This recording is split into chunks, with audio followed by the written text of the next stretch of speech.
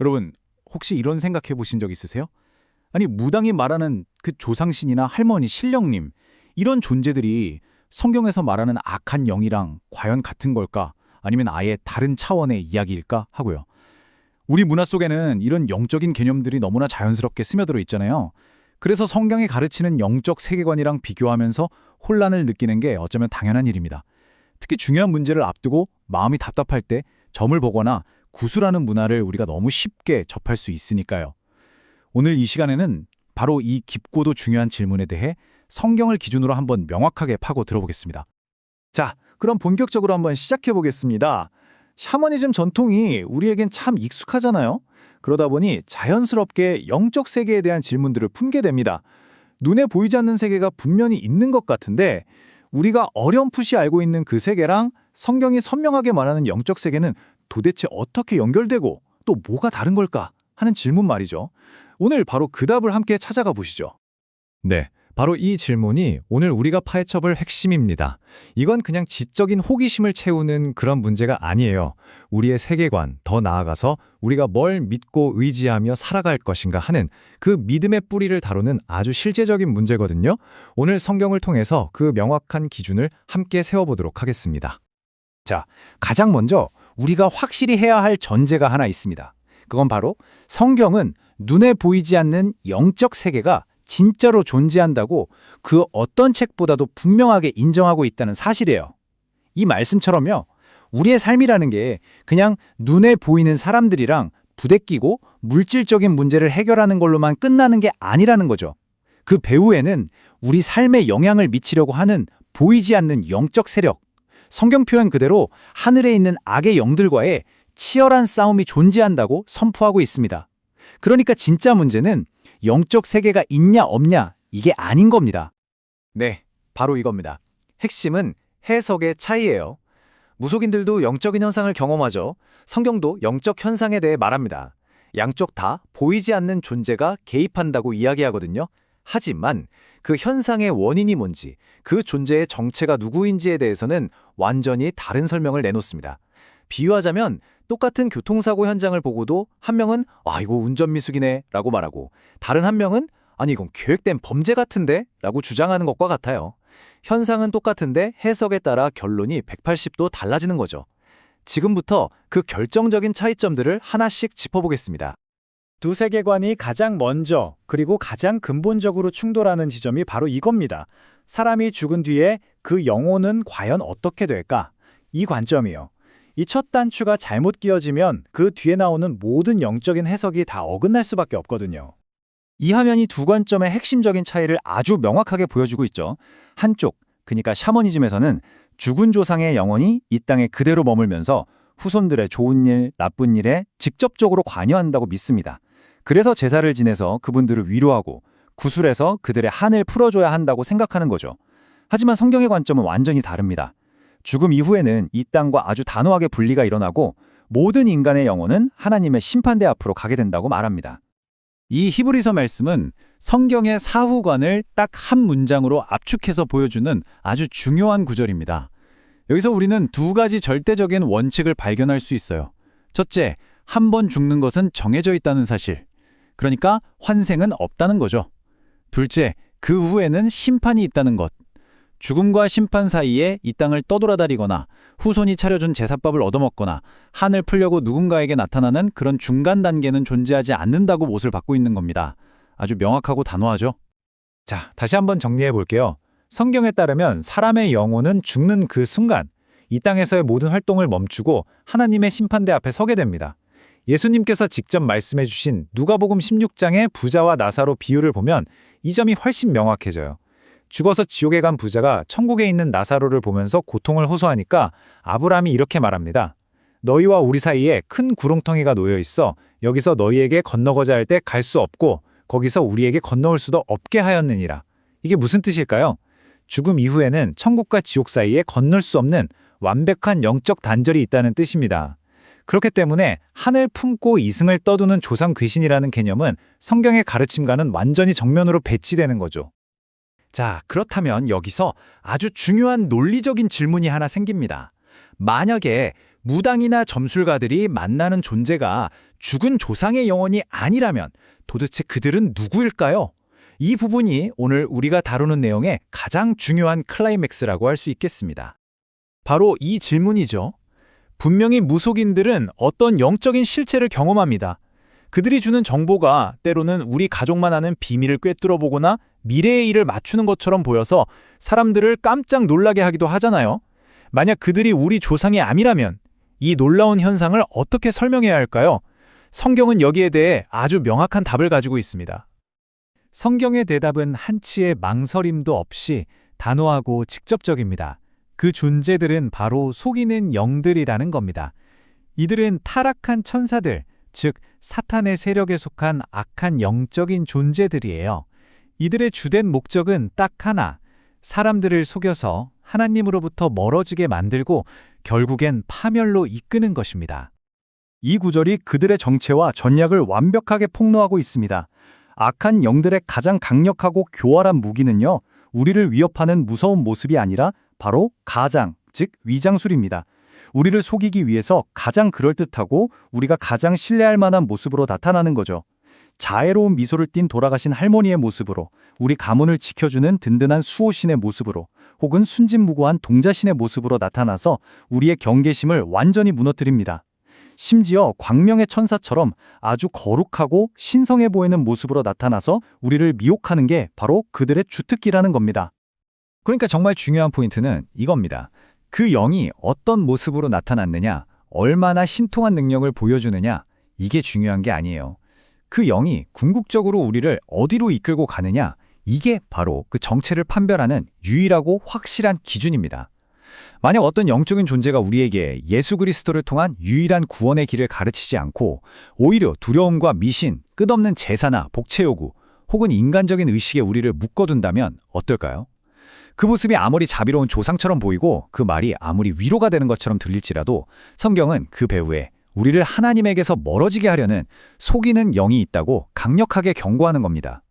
자, 이제 우리는 왜 성경이 점을 치거나 무당을 찾거나 부적을 지니는 그런 행위들을 그토록 강력하고 반복적으로 금지하는지 그 이유를 좀 더 깊이 살펴볼 수 있게 됐습니다.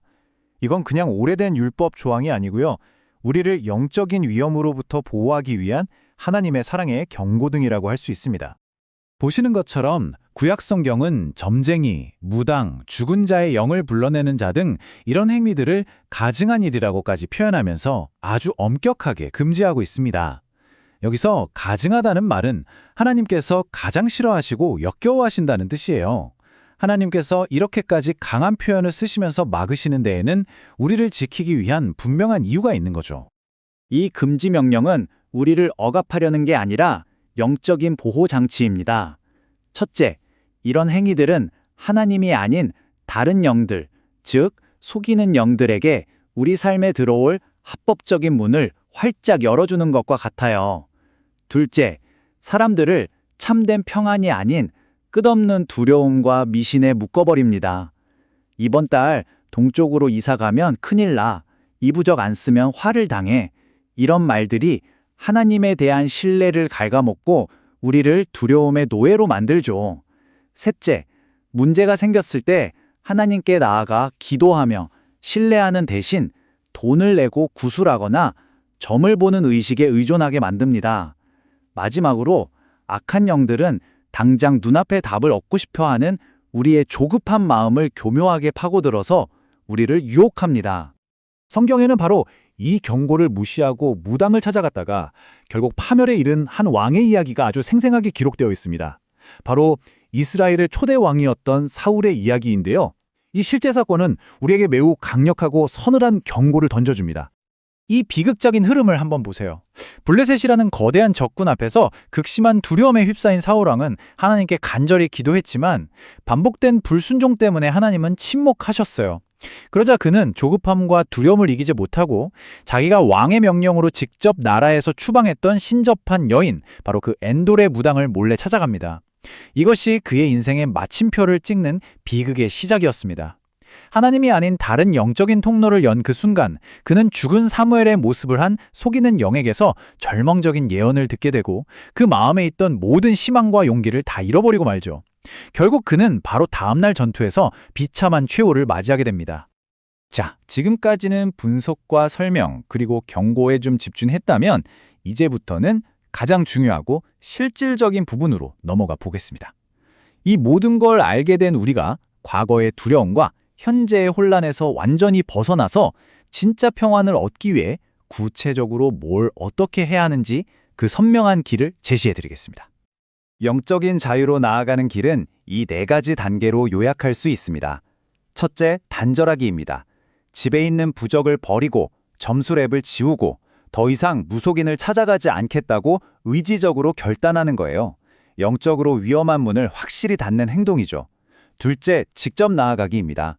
무당이나 다른 어떤 영적인 중재자도 필요 없습니다. 우리에게는 예수 그리스도라는 유일하고 완전한 중보자가 계시거든요. 그분의 이름을 의지해서 담대하게 하나님 아버지께 직접 나아가십시오. 셋째, 기도하기입니다. 과거의 습관이나 주변 이야기 때문에 두려운 생각이 훅 들어올 때 가만히 계시면 안 돼요. 소리내서 내게 두려움을 주는 모든 악한 영은 예수님의 이름으로 명하노니 떠나갈지어다 라고 기도하면서 대적해야 합니다. 마지막으로 배우기입니다. 세상의 이야기나 개인의 신비한 경험이 아니라 변하지 않는 진리의 말씀인 성경을 통해 영적 세계에 대한 바른 지식과 분별력을 꾸준히 키워나가야 합니다. 이 말씀을 마음 깊이 새기셨으면 좋겠습니다. 무속신앙의 세계는 근본적으로 두려움을 기반으로 사람들을 통제하려고 합니다. 하지만 하나님께서 그분의 자녀들에게 주시는 영은 완전히 다릅니다. 그것은 우리를 짓누르는 두려워하는 마음이 아니에요. 오히려 우리를 강하게 하는 능력, 두려움을 내쫓는 사랑, 그리고 혼란스러운 세상 속에서 우리 자신을 다스리는 절제하는 마음, 즉 명철함입니다. 오늘 긴 분석의 최종 결론입니다. 성경을 통해 하나님께서 우리에게 보여주시는 진짜 영적 세계는 우리를 억누르고 불안하게 만드는 어둠의 장소가 결코 아닙니다. 오히려 우리를 흑암의 권세에서 건져내서 그분의 사랑하는 아들의 나라로 옮기시는 하나님의 절대적인 보호와 진짜 평안이 있는 세계입니다. 우리가 믿고 의지해야 할 것은 무당이 보여주는 혼란스럽고 두려운 영의 세계가 아니라 십자가에서 피 흘려 우리를 사신 예수 그리스도의 능력과 그분의 말씀입니다. 바로 그 진리의 말씀 위에 굳게 설 때 우리는 비로소 모든 영적인 속임수와 두려움에서 벗어나 하늘이 주시는 참된 자유와 평안을 누리게 될 것입니다. 우리가 살면서 누구나 한 번쯤은 어쩌면 아주 깊이 스스로에게 던져봤을 질문이 있죠. 바로 사람이 죽으면 과연 어디로 가는 걸까 하는 질문입니다. 이건 그냥 단순한 호기심이 아니에요. 우리 존재의 끝, 그리고 그 이후의 영원에 대한 아주 근본적인 물음이죠. 정말 수많은 철학자들, 사상가들이 이 질문에 답하려고 했었고 또 인류의 모든 문화는 나름대로의 사후 세계관을 가지고 있습니다. 오늘 이 시간에는요, 성경이 이 아주 중대한 질문에 대해 어떻게 답하고 있는지 그 지도를 우리가 한번 차근차근 함께 따라가 보려고 합니다. 이 거대한 질문은요, 특히 사랑하는 사람을 떠나보냈을 때 정말 개인적이고 절실한 물음으로 우리에게 다가옵니다. 장례식을 마치고 텅 빈 집으로 돌아온 밤, 문득 이런 생각이 들잖아요. 지금 우리 할머니, 할아버지는 어디에 계실까? 고통 없이 정말 편안하실까? 우리를 기억하고 계실까? 바로 이런 가슴 아픈 질문에서부터 우리의 탐구는 시작됩니다. 놀랍게도 성경은 이 질문에 대해서 그냥 모호한 위로를 건네는 게 아니라 매우 구체적이고 체계적인 그림을 우리에게 보여주고 있어요. 자, 한번 자세히 들여다보죠. 자, 성경이 말하는 죽음 이후의 세계를 이해하기 위한 첫 번째 아주 중요한 대원칙부터 살펴보겠습니다. 그건 바로 사람이 죽는 바로 그 순간, 그 사람의 영원한 방향이 즉시 그리고 최종적으로 결정된다는 겁니다. 여기서 방향이라는 건 천국을 향하는 길이냐 아니면 그 반대의 길이냐를 말하는 거겠죠. 그리고 정말 중요한 건 이 결정에는 두 번째 기회라는 게 없다는 뜻입니다. 바로 이 히브리서 말씀이 그 핵심을 정확하게 보여줍니다. 한 번 죽는 것은 사람에게 정해진 것이요, 그 후에는 심판이 있으리니. 이 구절은 아주 명확하게 선을 긋고 있어요. 우리의 생명은 딱 한 번이고 그 생명이 끝나는 순간 우리의 영원한 운명에 대한 판결이 내려진다는 거죠. 죽고 난 다음에 제가 살아있을 때 잘못 생각했네요. 다시 한 번만 기회를 주세요. 와 같은 선택지는 존재하지 않는다는 겁니다. 맞습니다. 이게 정말 중요한 포인트인데요. 이 사실은 역설적으로 우리가 지금 이 땅에서 살아가는 이 삶이 얼마나 중요한지를 보여주는 거예요. 우리가 이 땅에서 살아가는 동안 하나님에 대해서 어떤 태도를 가졌는지, 예수 그리스도의 복음을 어떻게 받아들였는지가 우리의 영원한 운명을 결정하는 유일한 기회라는 거죠. 그러니까 우리의 인생은 영원이라는 결과를 낳는 단 한 번뿐인 무대인 셈입니다. 예수님께서 직접 말씀해 주신 부자와 나사로의 비유는 이 첫 번째 원칙을 정말 생생하게 보여주는 이야기입니다. 이야기 속에서 두 사람이 죽자마자 그들의 운명은 즉시 갈리게 돼요. 이 땅에서 멸시받던 가난한 나사로는 위로의 장소인 아브라함의 품으로 옮겨지고 매일 호화롭게 살던 부자는 고통의 장소인 음부로 떨어집니다. 그리고 가장 결정적인 부분은 이거예요. 부자가 나사로를 보고 물 한 방울만이라도 달라고 애원하지만 아브라함은 둘 사이에 건널 수 없는 큰 구렁텅이가 놓여 있어서 서로 오갈 수 없다고 딱 잘라 말합니다.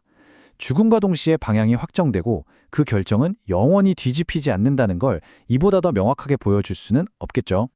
자, 첫 번째 원칙. 죽으면 방향이 즉시 결정된다는 걸 우리가 확인했습니다.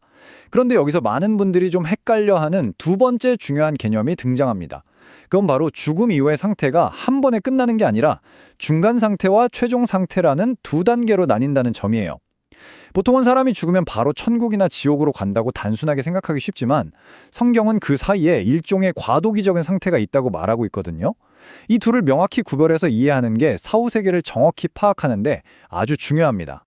이 개념을 표로 명확하게 정리해보면 이렇습니다. 먼저 사람이 죽은 직후부터 예수님이 다시 오시는 그날까지 머무는 중간 상태가 있어요. 이때 구원받은 사람의 영혼은 낙원으로 가고 구원받지 못한 사람의 영혼은 음부로 갑니다. 그리고 역사의 마지막, 그리스도의 재림과 최후 심판 이후에 모든 것이 새로워지는 최종 상태가 펼쳐지게 되죠. 그때 구원받은 사람은 부활한 몸을 입고 새하늘과 새 땅에서 영원히 살게 되고요. 구원받지 못한 사람은 최종 형벌의 장소인 불못에 들어가게 되는 겁니다. 즉, 죽자마자 가는 곳과 영원히 거하게 될 최종 목적지는 시간적으로 차이가 있다는 거죠. 그럼 먼저 구원받은 사람들이 죽음 직후에 가는 중간 상태의 장소, 이 낙원이라는 곳은 대체 어떤 곳일까요? 정의를 보면 믿는 사람의 영혼이 죽는 즉시 그리스도와 함께 의식적으로 쉬는 상태를 말합니다. 여기서 제일 중요한 단어는 바로 의식적으로라는 거예요. 이게 무슨 뜻이냐면 영혼이 그냥 잠들어서 아무것도 느끼지 못하는 상태가 아니라는 거죠.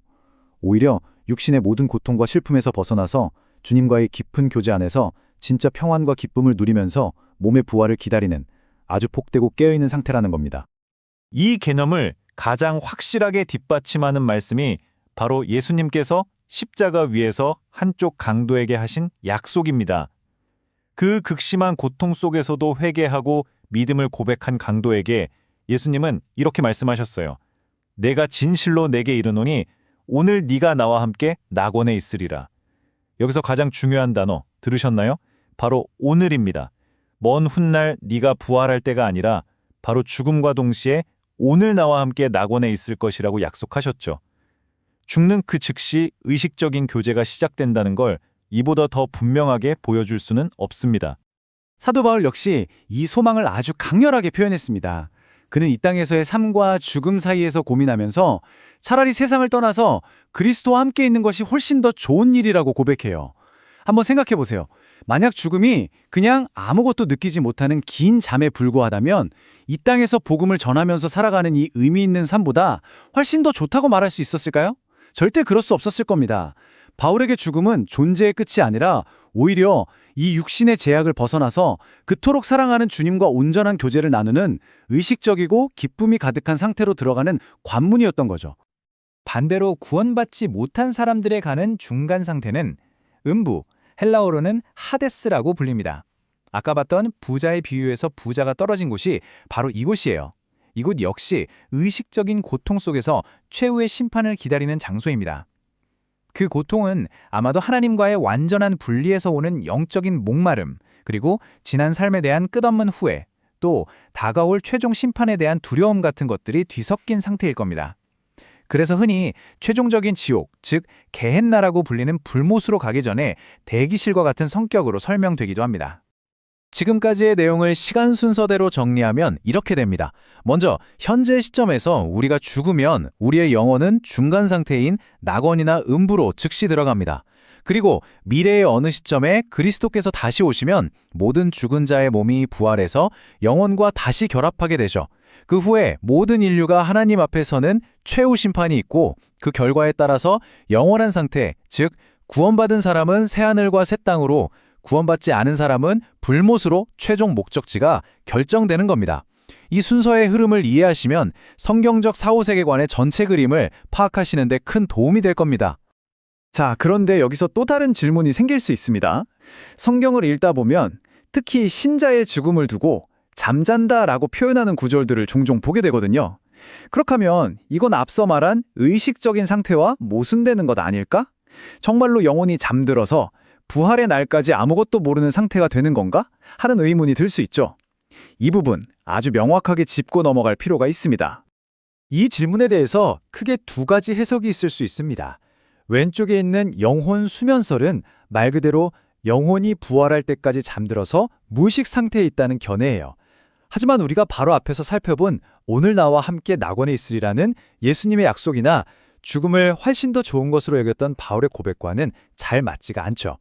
그래서 대부분의 신학자들은 오른쪽의 해석, 즉 잠잔다는 표현은 영혼이 아니라 몸의 죽음에 대한 아름다운 비유라고 설명합니다. 잠든 사람이 아침에 상쾌하게 깨어나듯이 죽어서 흙으로 돌아간 우리의 몸도 마지막 날 주님이 부르실 때 다시 영광스럽게 부활할 것이라는 그 소망을 담은 표현이라는 거죠. 그렇습니다. 결론은 바로 이것입니다. 신자의 몸은 이 땅에서의 모든 수고를 마치고 잠들듯이 쉬지만 그의 영혼은 결코 잠들지 않고 그 즉시 주님과 함께 의식적으로 교제하며 깨어 있다는 것. 이것이 성경 전체의 가르침을 종합했을 때 가장 자연스럽고 일관된 결론이라고 할 수 있습니다. 자, 지금까지 우리는 죽음 이후의 세계에 대한 성경의 지도를 꽤 상세하게 그려봤습니다. 하지만 이런 지식은 그냥 머리로만 아는 지적 유희에서 그치면 아무 의미가 없겠죠. 정말 중요한 건 이 진리가 바로 오늘, 지금을 살아가는 우리들의 삶과 죽음에 어떤 의미를 주는지, 어떻게 우리의 하루를 바꿀 수 있는지 생각해보는 겁니다. 결국 죽음 이후의 여정은 이 두 갈래의 영원한 길로 요약됩니다. 먼저 믿는 자의 길을 따라가 볼까요? 죽음을 맞이하면 영혼은 즉시 주님과 함께하는 낙원으로 들어갑니다. 그곳에서 참된 평안을 누리다가 주님이 다시 오실 때 부활해서 영원한 처소인 새 하늘과 새 땅에 이르게 되죠. 반면에 믿지 않는 자의 길은 죽음 이후 고통의 장소인 음부로 이어지고 최후 심판을 거쳐서 영원한 형벌의 장소인 불못에 이르게 됩니다. 그리고 이 두 길이 갈라지는 분기점은 다른 곳이 아닌 바로 지금 우리가 살고 있는 이 땅에서의 삶, 그리고 우리의 선택에 달려 있다는 겁니다. 음부에서 고통받던 부자는 아브라함에게 정말 애타게 간청합니다. 제발 죽은 나사로를 살려서 제 형제들에게 보내주세요. 그래서 그들은 이 끔찍한 곳에 오지 않도록 경고 좀 해주십시오. 하지만 돌아온 대답이 뭐였을까요? 그들에게는 모세와 선지자들이 있다. 즉 하나님의 말씀이 이미 있다는 겁니다. 그 말씀도 듣지 않으면 설령 죽은 자가 살아 돌아가서 말해도 믿지 않을 것이다. 이 대화가 우리에게 말해주는 건 아주 명확해요. 기회와 경고는 죽은 사람이 주는 어떤 특별한 사인을 통해 주어지는 게 아니라 바로 지금 우리가 살아있는 동안 하나님의 말씀을 통해 충분히 주어지고 있다는 겁니다. 그래서 성경은 이렇게 선포하는 겁니다. 보라, 지금은 은혜 받을 만한 때요. 보라, 지금은 구원의 날이로다. 영혼을 결정할 선택의 시간은 내일이나 미래의 어느 날이 아니라 바로 지금이라는 강력한 초청인 거죠. 어쩌면 이 설명을 듣고 있는 바로 이 순간이 여러분의 영혼을 결정할 가장 중요한 시간일지도 모릅니다. 이 모든 진리를 아는 신자에게 죽음은 더 이상 어둡고 두려운 미지의 대상이 아닙니다. 죽음은 모든 것의 끝이 아니라 죄와 고통이 없는 영원한 생명으로 들어가는 새로운 시작이죠. 사랑하는 이들과 영원히 헤어지는 게 아니라 잠시 떨어져 있다가 다시 만날 소망을 갖는 것입니다. 그래서 우리는 사랑하는 사람을 떠나보낼 때 물론 슬퍼하지만 세상처럼 절망하지는 않습니다. 그들이 지금 주님의 품 안에서 참된 위로를 얻고 있음을 알기 때문이죠. 결국 신자에게 죽음이란 길고 험난했던 인생의 여정을 마치고 마침내 나를 지으시고 사랑하시는 아버지의 집으로 돌아가는 영광스러운 홈커밍과도 같습니다. 오늘 우리는 죽음 이후의 여정에 대해서 성경이 제시하는 지도를 자세히 한번 살펴봤습니다. 이 모든 지식은 결국 우리 각자에게 이 하나의 질문을 던집니다. 그렇다면 나의 영혼은 지금 어디를 향하고 있습니까? 이 질문에 대한 답은 다른 누구도 아닌 오직 당신만이 바로 지금의 삶을 통해 내릴 수 있습니다. 깊이 생각해 볼 문제입니다. 여러분, 요즘 유튜브나 서점에 가면 정말 많이 보이는 이야기들이 있죠? 바로 나는 천국에 다녀왔습니다. 내가 본 지옥은 이렇습니다. 하는 이런 사후체험 간증들이요. 와, 이런 이야기들 들으면 처음에는 정말 귀가 솔깃하고 호기심에 훅 빠져들게 되잖아요. 그런데 이런 간증들을 계속 듣다 보면 마음 한쪽 구석에서 뭔가 좀 찜찜한 그런 느낌? 그런 질문이 스멀스멀 올라오기 시작합니다. 이런 생각이 드는 거죠. 잠깐만. 이 이야기 내가 교회에서 배운 거랑 성경에서 읽은 거랑은 뭔가 좀 다른데? 하는 그런 의심이요. 근데 또 한편으로는 이런 마음도 들어요. 아니 그래도 의학적으로 죽었다고 판정까지 받았던 사람이 살아 돌아와서 저렇게 생생하게 증언하는데 이걸 그냥 에이 다 가짜야 하고 무시해버려도 되나? 정말 깊은 고민에 빠지게 되죠. 아마 지금 이 내용을 들으시는 많은 분들이 바로 이 지점에서 굉장히 혼란스러우실 거예요. 네, 바로 이겁니다. 믿자니 찜찜하고 무시하자니 마음에 걸리는 이 상황. 이걸 100%다 사실이라고 믿어버리자니 이거 성경이랑 부딪히는 것 같은데 싶어서 찜찜하고요. 그렇다고 에이 다 거짓말이야 환각본고야 이렇게 딱 잘라버리자니 혹시 저게 진짜 하나님이 주신 특별한 경험이면 어떡하지? 하는 생각에 또 마음이 불편해지는 거죠. 정말 이러지도 저러지도 못하는 이 진퇴양난의 딜레마. 이게 바로 오늘 우리가 함께 풀어가 볼 이야기의 핵심입니다. 자, 그래서 오늘 이 복잡하고 또 어떻게 보면 좀 민감할 수 있는 주제를 함께 다뤄보려고 합니다. 먼저 우리가 겪는 이 흔한 딜레마에 대해서 이야기해보고요.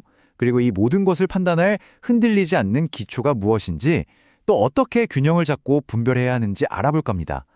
그리고 우리가 반드시 피해야 할 명확한 위험 신호들은 뭔지 또 이 모든 걸 걸러낼 수 있는 궁극의 리트머스 테스트는 무엇인지 살펴본 후에 마지막으로 이 모든 것을 뛰어넘는 예수님 자신의 증언으로 마무리하겠습니다. 자, 그럼 지금부터 성경이라는 단 하나의 기준을 가지고 이 사후체험 간증들을 어떻게 바라봐야 할지 하나씩 차근차근 짚어보겠습니다. 네, 첫 번째, 흔한 딜레마입니다. 개인의 이야기와 성경 말씀 사이의 긴장감. 바로 이거죠. 어떤 사람의 정말 개인적이고 너무나 감동적이고 진짜 설득력 있는 그런 체험담이 우리가 진리라고 굳게 믿고 있는 성경 말씀과 살짝 어긋나거나 심지어 정면으로 부딪힐 때, 와, 이럴 때 우리는 도대체 뭘 선택해야 하고 어떻게 반응해야 할까요? 이게 바로 우리가 풀어야 할 숙제입니다. 자, 그럼 이 모든 혼란 속에서 길을 잃지 않으려면 어떻게 해야 할까요? 두 번째, 바로 흔들리지 않는 기초를 세우는 겁니다. 하나님의 말씀을 가장 우선순위에 두는 거죠. 우리가 가장 먼저 해야 할 일은 절대 흔들리지 않는 기준, 대원칙을 딱 세우는 거예요. 그게 뭐냐? 바로 그 어떤 개인적인 경험, 어떤 대단한 느낌, 그 어떤 놀라운 기적 같은 현상보다도 기록된 하나님의 말씀, 바로 이 성경의 권위를 가장 위에 최우선에 두는 겁니다. 이게 모든 분별의 시작이고 또 끝입니다. 정말 이 말은 우리 마음에 깊이 새겨야 합니다. 기독교인은 죽었다가 돌아온 사람의 이야기가 아니라 죽었다가 부활하신 예수님의 말씀을 따르는 사람입니다. 생각해 보세요. 우리의 믿음은요, 잠시 죽음의 문턱을 살짝 엿보고 돌아온 사람들, 어쩌면 단편적이고 굉장히 주관적일 수 있는 그런 경험 위에 세워진 게 절대 아닙니다. 우리의 믿음은 사망 권세를 완전히 박살내시고 영원한 생명이 무엇인지 온몸으로 증명해내시고 부활의 첫 열매가 되신 단 한 분, 바로 예수 그리스도의 증언과 그분의 말씀 위에 단단하게 서 있어야 하는 거죠. 사람들은 흔히 사후 세계가 베일에 쌓인 미지의 영역이라고 생각하잖아요. 하지만 성경은 우리가 꼭 알아야 할 핵심 진리에 대해서는 절대 애매하게 말하지 않습니다. 죽음 이후에 어떤 일이 일어나는지 그 원칙에 대해서는 이미 너무나 명확하게 알려주고 있어요. 히브리서 9장 27절 말씀입니다. 한 번 죽는 것은 사람에게 정해진 것이요 그 후에는 심판이 있으리니. 바로 이 말씀이 성경이 말하는 사후세계의 가장 기본적인 뼈대예요. 무슨 뜻이죠? 이 땅에서의 삶은 딱 한 번뿐이라는 겁니다. 뭐 환생이나 윤회 그런 거 없다는 거죠. 그리고 그 단 한 번의 삶이 끝나면 반드시 예외 없이 자신의 모든 삶에 대한 하나님의 공의로운 평가, 바로 심판이 기다리고 있다는 겁니다. 이게 바로 우리가 앞으로 듣게 될 모든 간증들을 비춰봐야 할 가장 첫 번째 필터, 첫 번째 기준이 되는 겁니다. 자, 그렇다면 논리적으로 한번 생각해보죠. 만약에 이 성경 안에 구원과 영생에 필요한 모든 진리가 이미 충분하게, 완벽하게 다 담겨 있다면, 근데 어떤 사람이 갑자기 나타나서 내가 천국에 가봤더니 성경에는 없는 새로운 비밀을 알아왔습니다 라고 주장한다면 우리는 어떻게 반응해야 할까요? 와, 대단하다 하고 감탄부터 해야 할까요? 아니죠. 그 순간 즉시 영적인 경광등을 켜고 잠깐만 하고 멈춰서서 그 주장을 말씀의 빛 아래서 아주 철저하게 검증해 봐야 한다는 겁니다. 사도 바울은 갈라디아서 1장 8절에서 정말 상상할 수 있는 가장 강력한 말로 경고합니다. 그러나 우리나 혹은 하늘로부터 온 천사라도 우리가 너희에게 전한 복음 외에 다른 복음을 전하면 저주를 받을지어다. 생각해보세요. 우리 사도들이 전한 복음, 그러니까 예수님의 십자가와 부활 말고 다른 구원의 길이 있다고 말한다면 그 말을 하는 존재가 심지어 하늘에서 내려온 천사라고 할지라도 저주를 받는다. 이렇게까지 단호하게 선포합니다. 여러분, 천사가 전하는 말도 이런데 하물며 한 사람의 지극히 개인적인 체험이 어떻게 감히 성경의 권위를 넘어설 수 있겠습니까? 근데 정말 놀라운 건요. 성경에 보면 바로 이 문제, 죽었던 사람이 살아 돌아와서 증언하는 게 과연 효과가 있는가에 대해서 예수님이 직접 아주 명쾌하게 정리해 주신 이야기가 있다는 겁니다. 바로 누가복음 16장에 나오는 부자와 나사로의 비유죠.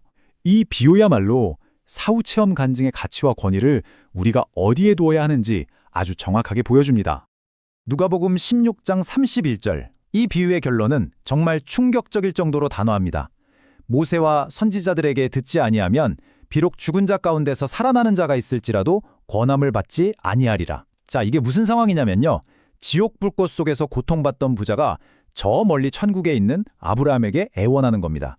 제발 나사로를 다시 살려서 제 형제들에게 보내주세요. 죽었던 사람이 살아 돌아가서 경고하면 그들은 분명히 믿고 회개해서 이 끔찍한 곳에 오지 않을 겁니다. 라고요. 어때요? 굉장히 합리적인 생각 같죠? 죽었다 살아난 사람의 증언만큼 확실한 게 어디 있겠어요? 그런데 아브라함의 대답은 아주 확고합니다. 아니다. 그들에게는 이미 모세와 선지자들이 있다. 여기서 모세와 선지자들이 뭘까요? 바로 기록된 하나님의 말씀, 구약 성경을 말하는 겁니다. 아브라함의 말의 핵심은 이거예요. 살아있을 때 눈에 보이는 하나님의 말씀을 믿지 않는 사람들은 설령 죽은 자가 벌떡 일어나서 눈앞에 나타나 경고한다고 해도 결국에는 믿지 않을 거라는 겁니다. 잠깐 놀라긴 하겠지만 결국엔 안 믿는다는 거죠. 이건 정말 중요한 포인트입니다.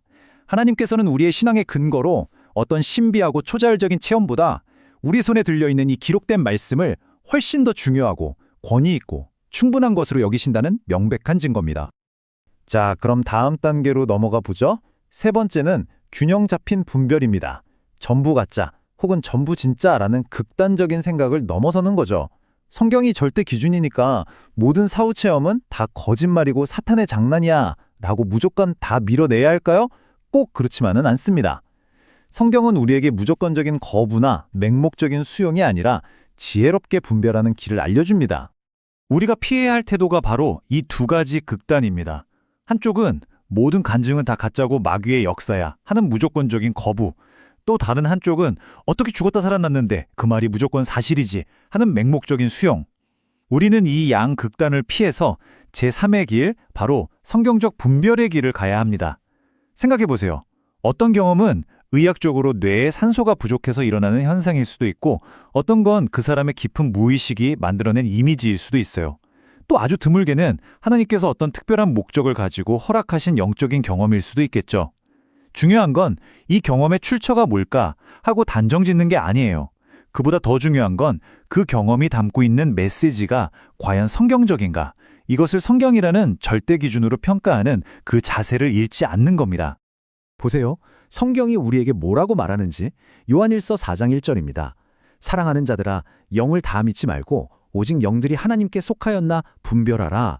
성경은 영적인 현상에 대해서 순진하게 다 믿어라 이렇게 말하지 않아요. 오히려 사랑하는 자들아 이렇게 아주 다정하게 부르면서 영적인 것이라고 해서 다 믿지 말고 그게 진짜 하나님에게서 온 건지 아닌지를 반드시 시험하고 분별하라고 명확하게 명령하고 있습니다. 다시 말해서 이 분별이라는 건 해도 되고 안 해도 되는 선택사항이 아니라는 거예요. 이 시대를 살아가는 우리 그리스도인들에게 주어진 거룩한 의무인 거죠. 자, 그럼 이제부터는 아주 구체적이고 실용적인 이야기로 들어가 보겠습니다. 네 번째, 명확한 위험 신호들입니다. 성경과 정면으로 충돌하는 교리들이죠. 여러분이 어떤 사후체험 간증을 듣거나 읽을 때 지금부터 제가 말씀드리는 내용이 포함되어 있다. 그러면 즉시 머릿속에 삐뽀삐뽀 하고 영적인 빨간불, 경고등을 딱 켜고 아주 예의주시해야 합니다. 이런 주장들이 대표적인 위험 신호들입니다. 첫째, 사실 지옥은 없습니다. 모든 사람이 결국엔 다 천국에 갑니다. 이런 주장이요. 이건 성경이 말하는 영원한 형벌과 영원한 생명의 분명한 구분을 완전히 무시하는 거죠. 마태복음 25장 46절. 둘째, 어떤 종교를 믿든 상관없어요. 그냥 착하게만 살면 구원받습니다. 이것도 아주 위험한 말입니다. 성경은 분명히 구원을 얻는 다른 길은 없으며 오직 예수 그리스도만이 유일한 길이요, 진리요, 생명이라고 선포하거든요. 요한복음 14장 6절. 셋째, 죽은 다음에 다시 한번 회개하고 선택할 기회가 주어집니다. 아닙니다. 성경은 죽음 다음에는 심판이 있을 뿐 두 번째 기회는 없다고 못 받고 있죠. 히브리서 9장 27절. 마지막으로 하나님께서 성경에는 없는 새로운 계시를 바로 저에게 주셨습니다. 이것 역시 성경을 통해 하나님의 계시가 이미 완성되었다는 진리를 거스르는 주장입니다. 아무리 그 간증이 감동적이고 그럴듯하게 포장되어 있더라도 그 안에 이런 독과 같은 내용이 섞여 있다면 그건 절대 복음이 될 수 없습니다. 여기서 우리가 절대 잊지 말아야 할 정말 중요한 말씀이 있습니다. 고린도후서 11장 14절. 사탄도 자기를 광명의 천사로 가장하나니. 이게 무슨 뜻일까요? 간증에서 흔히 나오는 눈부신 빛의 존재를 만났어요. 말로 다 표현 못할 엄청난 평화와 사랑을 느꼈어요. 이런 말들이 그 경험이 하나님으로부터 왔다는 걸 보장해주지 않는다는 겁니다. 왜냐하면 성경은 사탄조차도 사람들을 속이기 위해서 스스로를 빛나는 천사처럼 위장할 수 있다고 분명히 경고하고 있기 때문이죠.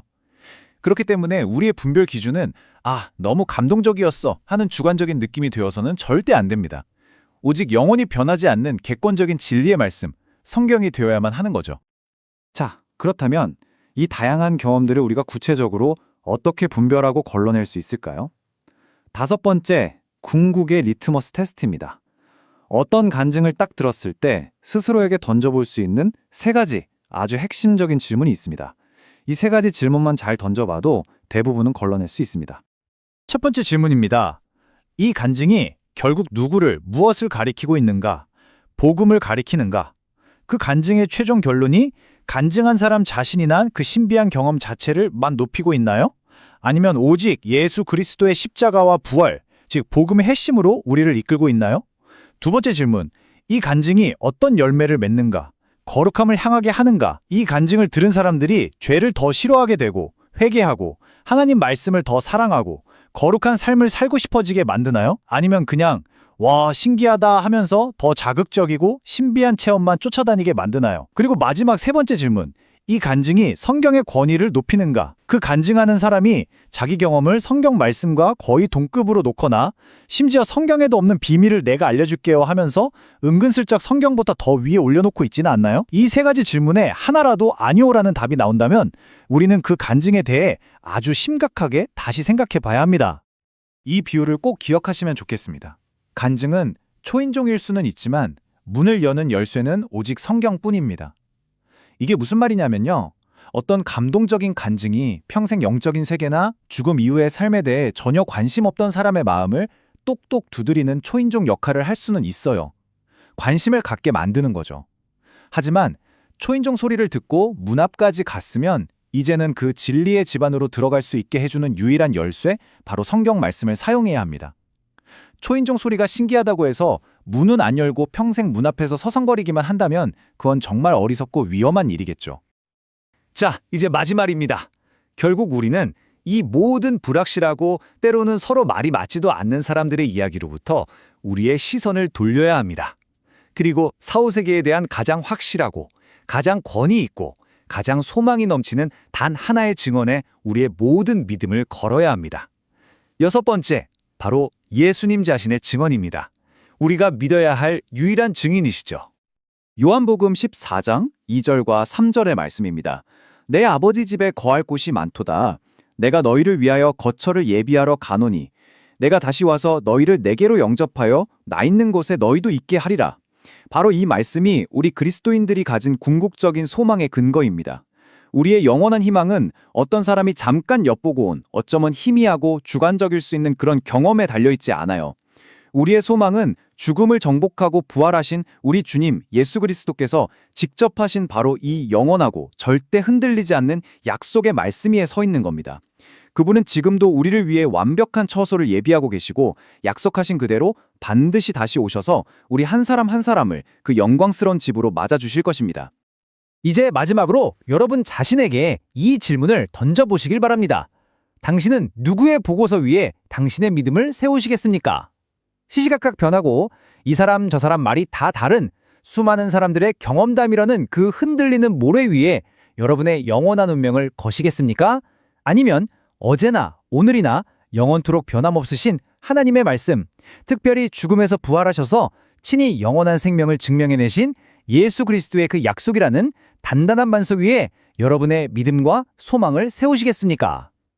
부디 사람의 이야기가 아니라 하나님의 말씀을 굳게 붙잡고 신비한 체험이 아니라 십자가와 부활의 복음 위에 굳건히 서는 저와 여러분 우리 모두가 되기를 간절히 바랍니다.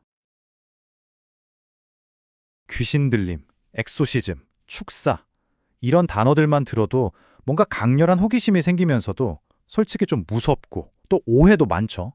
특히 우리가 영화나 여러 미디어에서 본 장면들이 워낙 자극적이다 보니까 이 주제가 종종 원래의 의미와는 좀 다르게 받아들여지곤 하거든요. 그래서 오늘은요, 이 민감한 주제에 대해서 성경이 정확히 뭐라고 말하는지 한번 차분하고 명확하게 같이 짚어보려고 합니다. 살다 보면 정말 도무지 이해할 수 없는 어려움을 만날 때가 있잖아요. 그럴 때 문득 이런 생각이 스쳐 지나가기도 하죠. 혹시 이게 다 귀신 때문은 아닐까?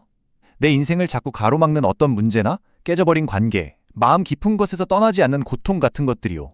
혹시 이게 보이지 않는 어떤 영적인 존재의 영향 때문은 아닐까 하는 그런 불안감. 아마 이런 질문 결코 낯설지 않으실 겁니다. 자, 그래서 우리는 이 복잡한 주제를 좀 체계적으로 살펴보려고 하는데요. 먼저 이 주제를 둘러싼 두려움과 오해는 뭐가 있는지 짚어보고요. 그 다음에 성경이 정확히 뭐라고 말하는지 알아볼 겁니다. 그리고 나서는 우리가 흔히 갖고 있는 잘못된 생각들을 바로잡고 성경적인 축사의 핵심 원리가 뭔지, 또 이 사역을 할 때 절대 넘어서는 안 돼 가장 중요한 안전선은 어디인지 확인해 볼 거예요.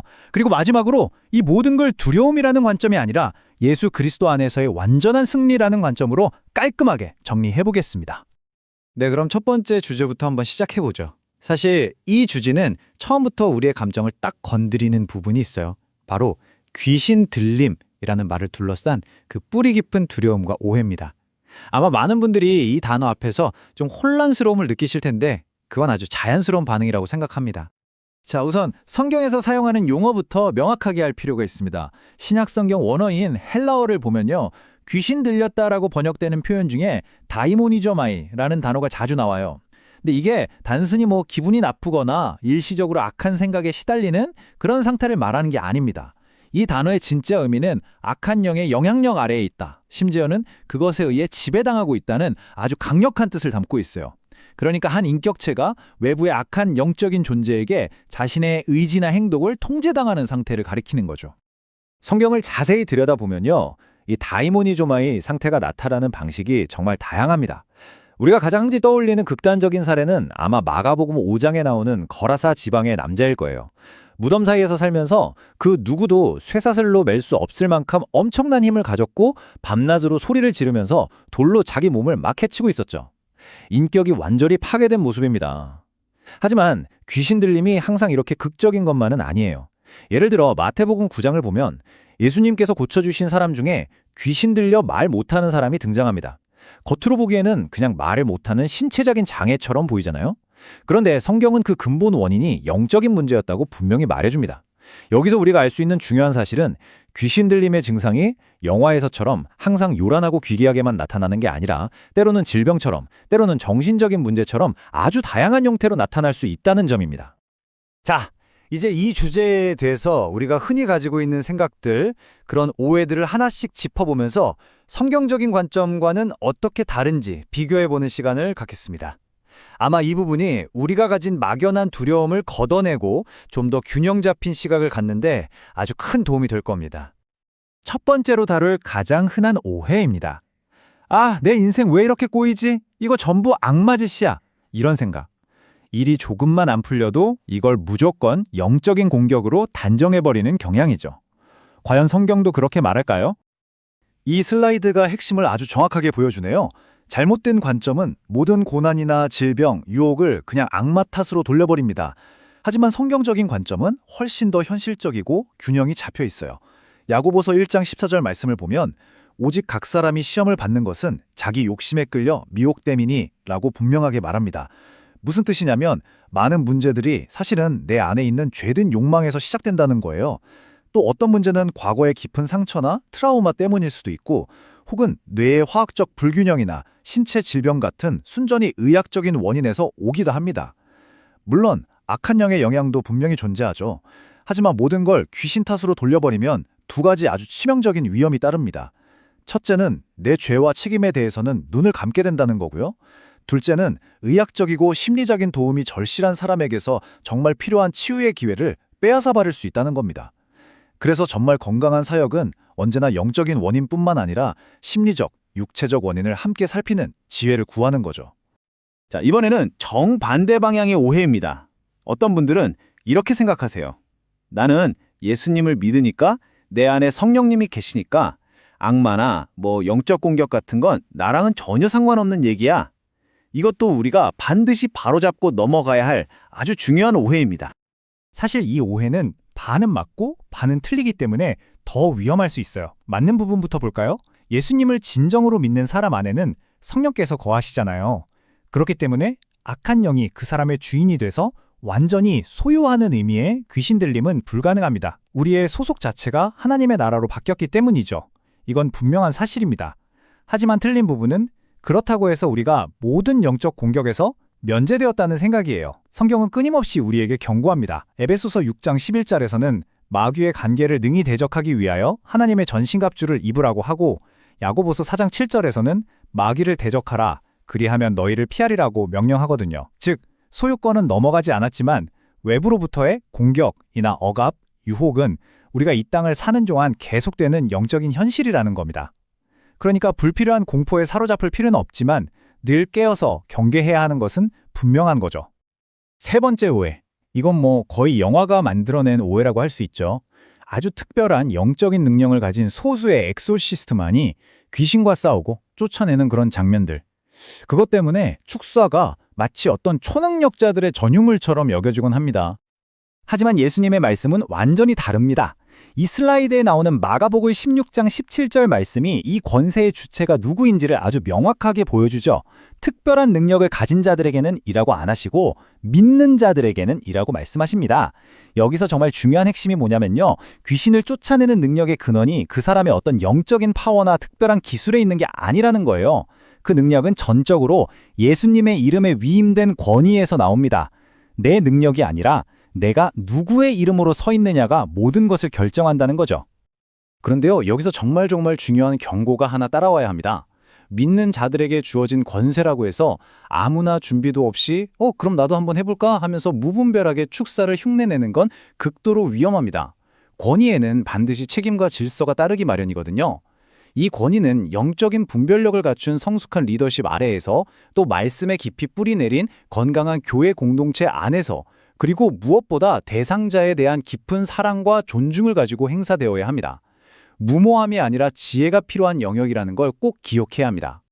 자, 지금까지 축사가 무엇이 아닌지에 대한 오해들을 좀 바로잡아 봤다면 이제부터는 성경이 보여주는 건강한 축사가 정확히 무엇인지 그 핵심 원리들을 살펴보겠습니다.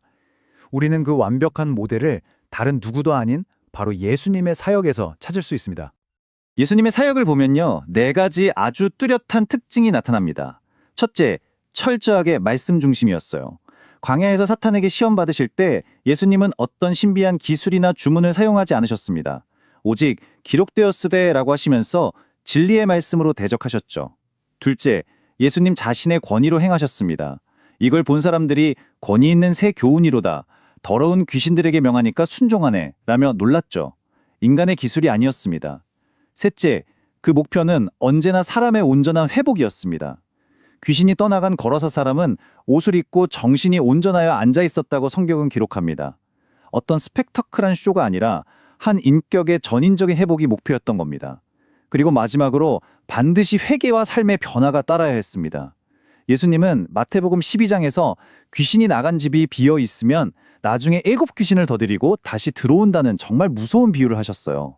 어둠을 몰아낸 그 자리를 빛, 즉 하나님으로 채우지 않으면 이전보다 훨씬 더 나쁜 상태가 될 수 있다는 강력한 경고입니다.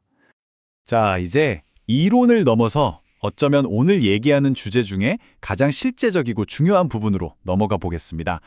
이 사역을 할 때 혹은 이런 문제로 고민하는 사람을 도울 때 우리가 반드시 지켜야 할 안전선에 대한 이야기입니다. 이 원칙은 정말 아무리 강조해도 지나치지 않습니다.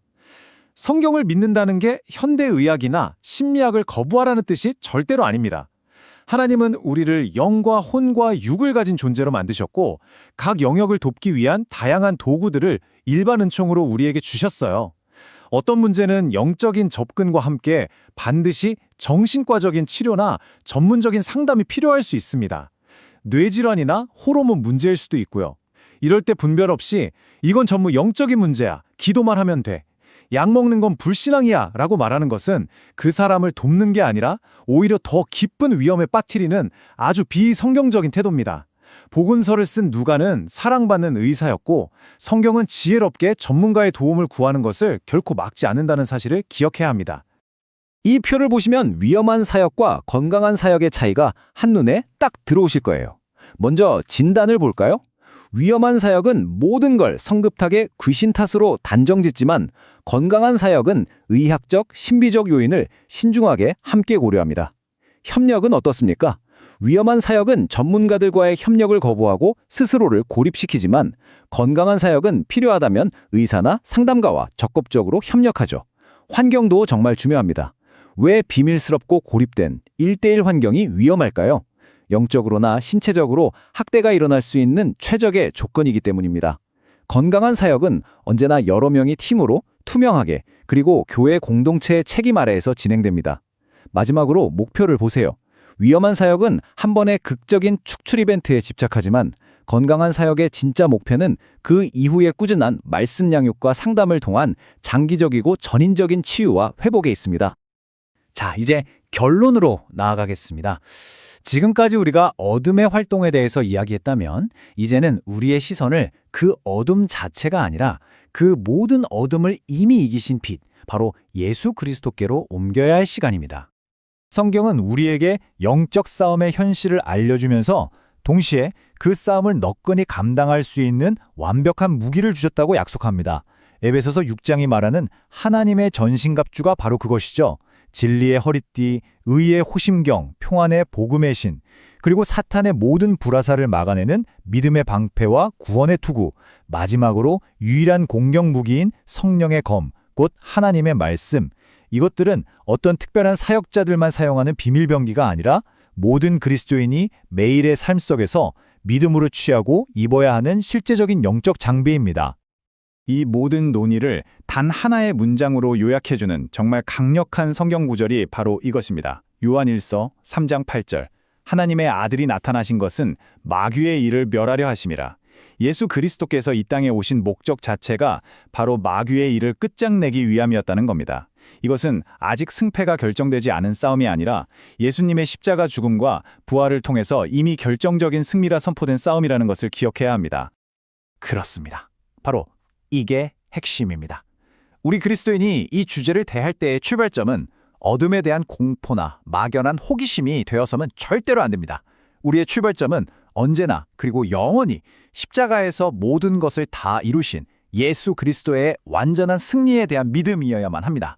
그 승리 안에 우리가 굳게 설 때 우리는 두려움 대신 평안과 담대함을 누릴 수 있는 겁니다. 마지막으로 이 질문을 여러분 각자에게 던지면서 마무리하고 싶습니다. 이 주제를 알아가는 과정에서 진짜 중요한 건 악한 영에 대해서 얼마나 많이 아느냐가 아닙니다. 정말 중요한 건 우리의 시선이 궁극적으로 어디를 향하고 있느냐 하는 문제입니다.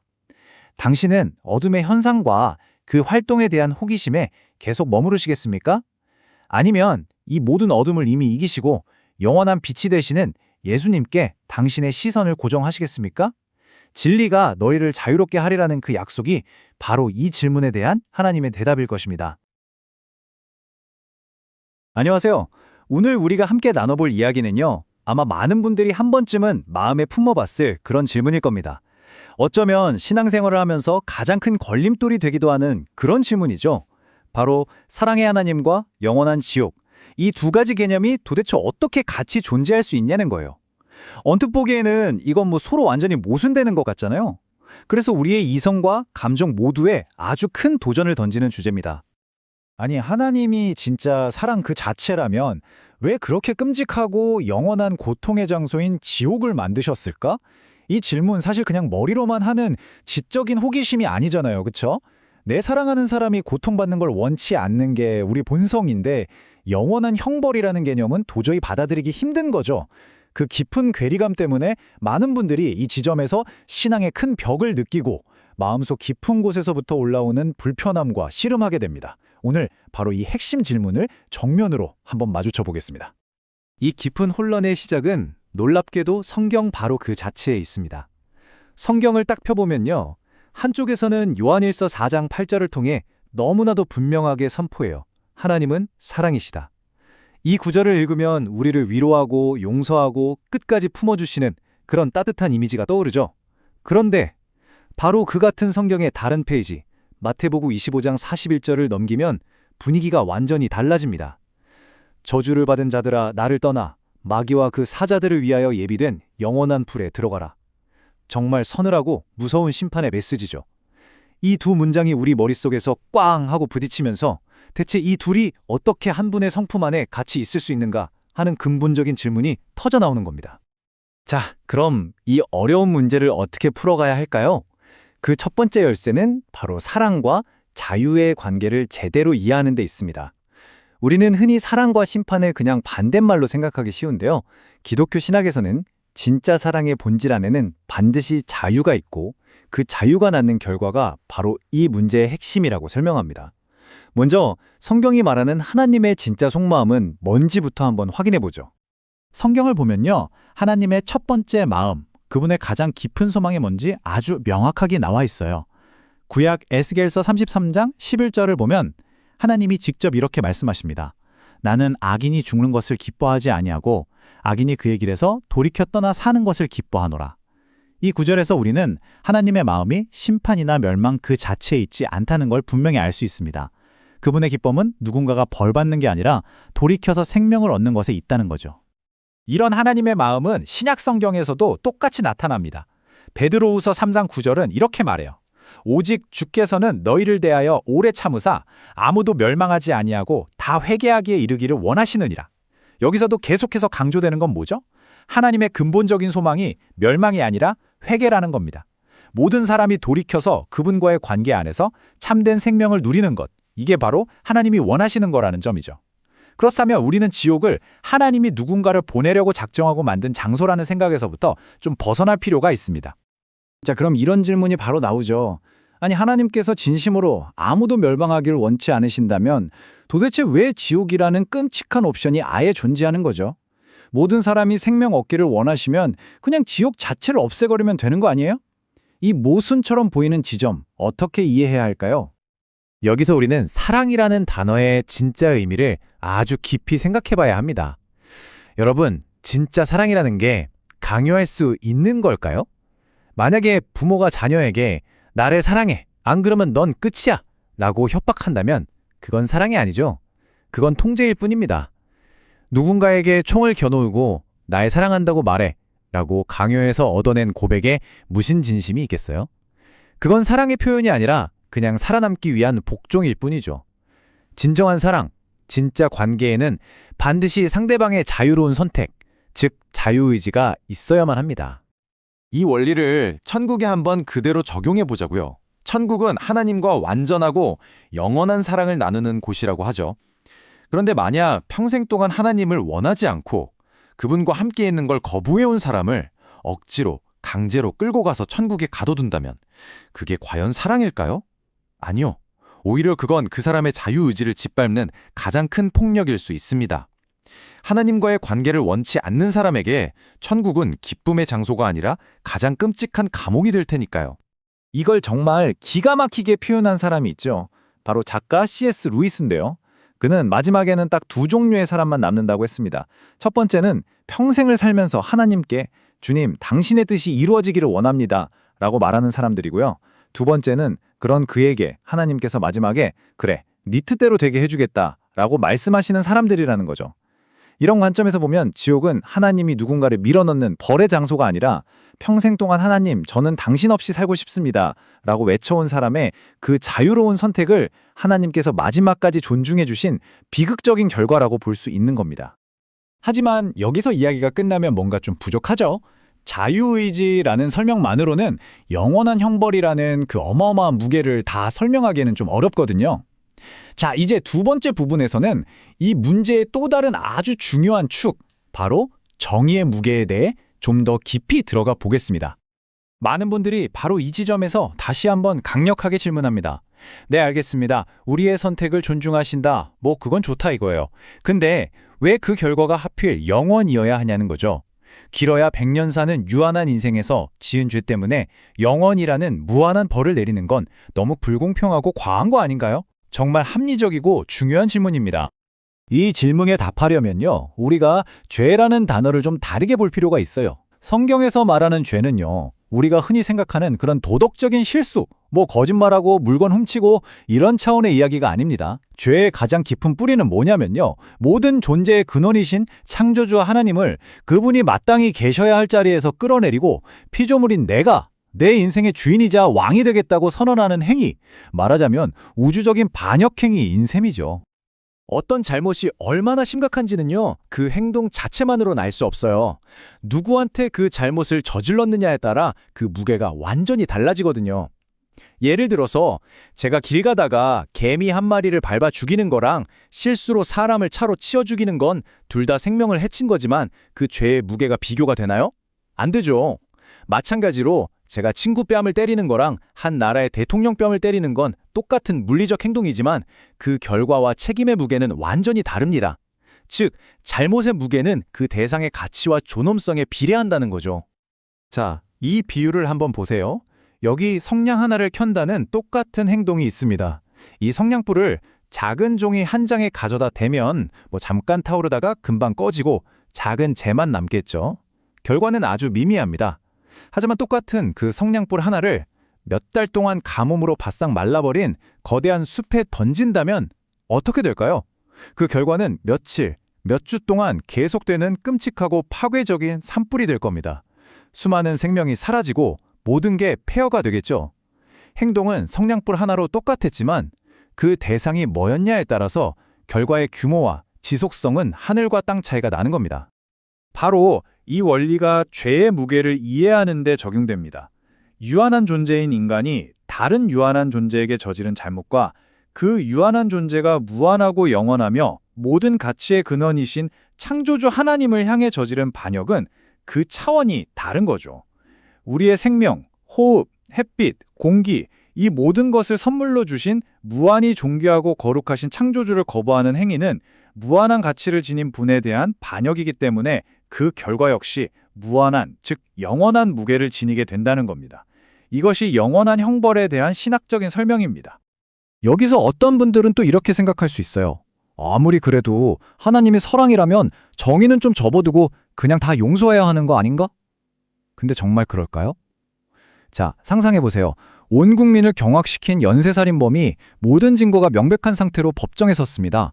근데 판사가 갑자기 제가 개인적으로 저 사람을 사랑하니까 모든 죄를 그냥 없던 일로 하고 풀어주겠습니다 라고 선언해요. 여러분, 이 판사, 사랑이 넘치는 판사라고 칭찬할 건가요? 아니면 정의를 팔아먹은 썩은 판사라고 비난할까요? 그 판사의 이른바 사랑이라는 건 희생당한 피해자들과 그 가족들에게는 끔찍하게 비정하고 잔인한 2차 가해일 뿐입니다. 바로 이게 핵심입니다. 성경은 하나님을 사랑이시다 라고 말하는 동시에 의로우신 재판장이라고도 선포합니다. 이 두 가지는 서로 싸우거나 둘 중 하나를 선택해야 하는 속성이 아니에요. 오히려 하나님의 완벽한 사랑은 완벽한 정의를 반드시 포함합니다. 진짜 사랑은 악과 불의를 못 본 척 덮어주는 게 아니라 그것이 반드시 공정하고 올바르게 처리되기를 요구하거든요. 사랑하기 때문에 그 사랑하는 세상을 망가뜨리는 악을 결코 그냥 둘 수 없는 겁니다. 자, 그럼 이 팽팽한 긴장감, 모든 사람을 구원하고 싶어 하시는 하나님의 무한한 사랑과 죄를 결코 그냥 넘어가지 않으시는 그분의 엄중한 공의, 이 둘은 대체 어떻게 만날 수 있을까요? 여기서 기독교 신앙의 가장 핵심적인 이야기, 바로 십자가 이야기가 시작됩니다. 이 모든 것이 충돌하는 듯 보이지만 실은 가장 완벽하게 하나로 만나는 바로 그 지점이죠. 여기서 진짜 놀라우면서도 아주 중요한 사실 하나를 마주하게 됩니다. 신약 성경 전체에서 지옥에 대해 가장 많이 그리고 가장 심각하고 분명하게 말씀하신 분이 누군지 아세요? 바로 다른 누구도 아닌 사랑의 화신으로 알려진 예수 그리스도 자신입니다. 왜 그러셨을까요? 우리를 겁줘서 억지로 믿게 하시려고요? 아닙니다. 예수님은 누구보다 지옥이 진짜 존재하고 그게 얼마나 끔찍한지 아셨기 때문에 우리에게 그곳으로 가는 길을 피할 방법을 알려주시려고 그토록 간절하게 경고하셨던 거죠. 예수님은 지옥이라는 어두운 현실을 말씀하시면서 동시에 거기서 빠져나올 수 있는 유일한 빛, 즉 해답을 제시하셨습니다. 우리가 너무나 잘 아는 성경 구절 요한복음 3장 16절이 바로 그 해답의 핵심을 보여줍니다. 하나님이 세상을 이처럼 사랑하사 독생자를 주셨으니 이는 그를 믿는 자마다 멸망하지 않고 영생을 얻게 하려 하심이라.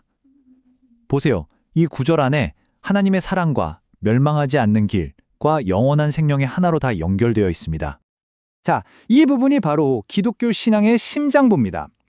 하나님의 해결책은요, 자신의 공의로운 성품을 스스로 부정하면서 지옥을 그냥 없애버리는 게 아니었어요. 그건 불의한 거니까요.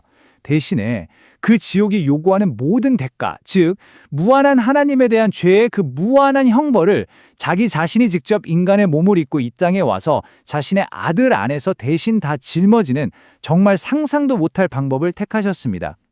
예수님께서 십자가 위에서 숨을 거두시기 직전에 외치셨던 이 절규를 한번 들어보세요. 엘리 엘리 라마 사박다니 나의 하나님 어찌하여 나를 버리셨나이까. 이건 그냥 몸이 아파서 지른 비명이 아니었어요. 성부 하나님과 영원히 하나이셨던 성자 예수님께서 온 인류의 모든 죄를 짊어지시는 그 순간 하나님으로부터 완전히 분리되고 버림받는 영적인 고통, 즉 지옥의 본질적인 고통을 온몸으로 겪어 계셨던 겁니다. 바로 이 십자가 위에서 절대로 타협할 수 없을 것 같았던 하나님의 완벽한 사랑과 완벽한 공의가 정면으로 만났고 동시에 완벽하게 만족되었습니다. 사랑 때문에 죄인들을 구원하시고자 자신의 아들을 내어주셨고 공의 때문에 그 아들에게 우리의 죄값을 하나도 남김없이 다 치르게 하셨습니다. 십자가는 하나님의 사랑과 공의가 충돌하는 자리가 아니라 이 두 가지가 기적적으로 하나가 되어 우리를 위한 구원의 길을 열어놓은 단 하나의 사건인 것입니다.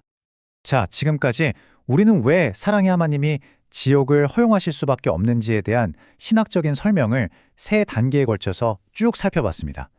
자유의지를 존중하는 사랑의 본질, 죄의 무한한 무게를 다루는 정의의 필연성, 그리고 이 모든 것을 해결한 십자가의 신비까지 말이죠. 이제 마지막으로 이 모든 이야기가 오늘을 살아가는 우리 각자에게, 바로 당신에게 어떤 의미를 갖는지, 즉 당신을 향한 초대에 대해 이야기하면서 마무리하겠습니다. 로마서 5장 8절 말씀이 이 초대가 얼마나 놀라운 것인지를 보여줍니다. 우리가 아직 죄인 되었을 때에 그리스도께서 우리를 위하여 죽으심으로 하나님께서 우리에 대한 자기의 사랑을 확증하셨느니라. 이 십자가의 사랑은요, 우리가 뭘 잘해서 자격이 있어서 선한 일을 해서 하나님을 찾았기 때문에 주어진 게 아니라는 거예요. 정반대죠. 우리가 하나님 등지고 그분을 반역하는 바로 그 죄인의 자리에 있을 때, 바로 그때 우리를 위해 먼저 찾아와 모든 것을 해결해 놓으신 일방적이고 무조건적인 사랑이었습니다. 이 지옥의 실제와 십자가의 진리를 정말 제대로 마주하게 되면요, 우리 안에는 두 가지 건강한 반응이 자연스럽게 일어나게 됩니다. 첫째는 죄와 악이라는 게 정말 무서운 결과를 낳는구나. 이걸 결코 가볍게 여기면 안 되겠다는 거룩한 두려움입니다. 그리고 둘째는 그런 끔찍한 결과를 맞이할 수밖에 없었던 나를 위해서 정말 상상할 수도 없는 대가를 치르고 구원의 길을 열어주신 그 놀라운 사랑에 대한 말로는 다 표현할 수 없는 깊은 감사와 감격이죠. 결국 이 모든 길고 어려운 설명은 단 하나의 개인적인 질문으로 돌아옵니다. 그렇다면 나는 이 엄청난 사랑과 진지한 초대에 어떻게 응답할 것인가? 하나님은 당신을 지옥이라는 공포나 협박으로 억지로 끌고 가려는 분이 아닙니다. 오히려 이 모든 진실을 있는 그대로 보여주시면서 십자가에서 확증된 그 사랑으로 당신을 인격적으로 초대하고 계시는 거죠. 이 질문에 대해 진지하게 고민하기 시작할 때 우리는 이미 지옥이라는 어두운 주제를 넘어 복음이라는 가장 눈부시고 희망찬 이야기의 한가운데로 들어와 있는 것입니다.